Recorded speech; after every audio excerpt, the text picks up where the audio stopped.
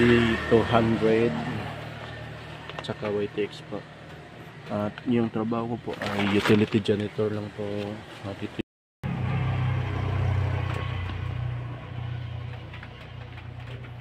Sky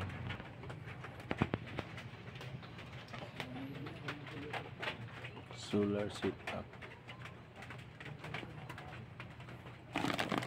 printer Epson.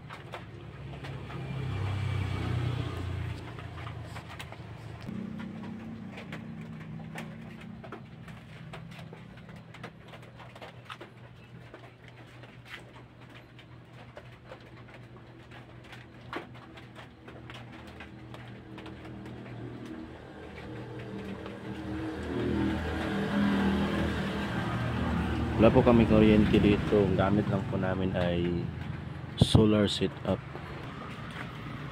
Ito po solar charger controller 30 amperes, solar inverter, Buska 1500 watts, 12 volts convert to 220 volts, 1500 AF, at tatlong e-bike battery gel type, 12 volts 16 amperes 3 series. Ito at susunod gagawin ko itong power station. Inaantay ko lang po yung solar charger para pwede po siya sa ito solar, galing po to sa solar na 100 watts. Dalawa po yung solar ko at dito po siya madaan, labas dito, charging, papunta doon ito sa battery. Wala pa po akong fuse nilagay, pero itong gamit ko legit po to 100% dahil 3 years ko na po itong ginagamit mula nung pandemic. March 2 2022 hanggang ngayon. Ito lang po yung gamit kong binili ko po to ng isa-isa. Ito yung una, at ito ikalawa, at ito yung pangatlo. Kaya nakabuo po ako ng 58 amperes, equivalent po ng 600 watts ata yun. So pagkanahin ko para gumana po itong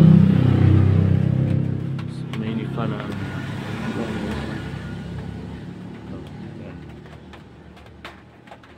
ini ceiling fan. Bakit blur ito? Nangyari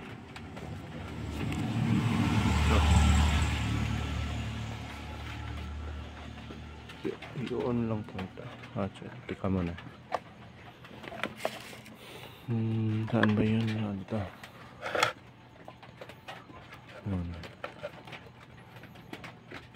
Tapos on. Ayun. Mana? Ito. Ayun. Pero mamaya ko pa namin gagamitin dahil mayroon namang minivan para sa bata. Dahil pag tatlo na po kaming nakahiga, plus mainit po dahil dito sa mosquitirang ito. Pero malamig naman ang pamanahon ngayon dahil umuulan. ito po yung labas na tulap po yung payag. Tawag dito ay maliit na kubo, muro payag. Ito po yung dalawang motor ko. Ito, Z200 tsaka YTX po. At yung trabaho ko po ay utility janitor lang po. At ito yung payag namin. Ito.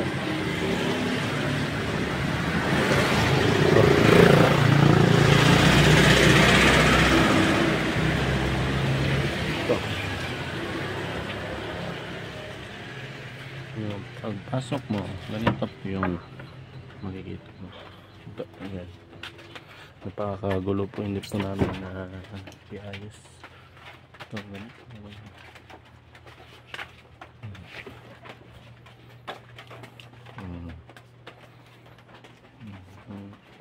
Ayusin pa po namin.